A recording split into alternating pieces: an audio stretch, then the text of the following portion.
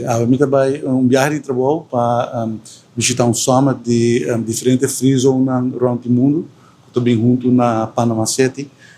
para discutir sobre a possível colaboração entre a free zone e desenvolvimento do mundo de diferentes free zones, de diferentes países que têm free zones. Nós estamos em e desde como Ministério da Economia, nós ponemos diante e meta para revitalizar, revamp full nos free zone, para não vir Ministério da empresa que está em perdida, já rekening não está na ordem, não está tem visão, não está em direção. Nós camaradas são comissários, nós buscamos um diretor novo e nós percorrer para reorganizar e estruturar a empresa completamente, percorrer para os financial statements não está na ordem, paga deve atrasar com a companhia tem com seguro, e também nós percorrer para vir com uma série de atividades novas que por bordo exercer desde nos free zone, nós vamos estabelecer uma free zone de Aruba e exportar, por exemplo, conhecimento, produtos na uma forma muito mais moderna,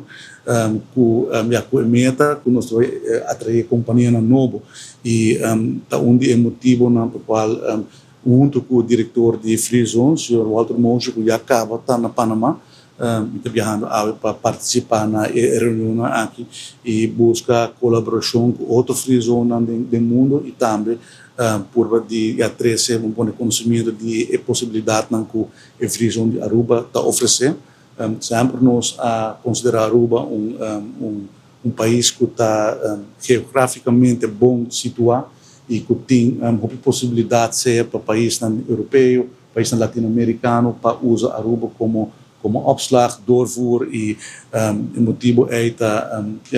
o motivo principal para o qual nós trabalhamos no Panamá também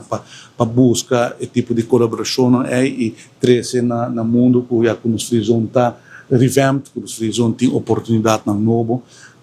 e tem full quadro de reorganização de free zone. Nós sabemos que foi uma situação de perdida, para uma situação que já tem 2 anos está sendo ganache e sempre que está algo bonito, algo bom que nós logra e no final do dia o país Aruba está shareholder de free zone, então é ganache que o free zone lo has e se já lo bring back para o país Aruba também. Então essa é a meta principal, eu mencionamos agora acompanhar para o diretor de free zone, o Sr. Walter Mosher, que já acaba na Panamá e está preparando diferentes reuniões que o Bilo vai ter e Miami e já vieram Bilo também.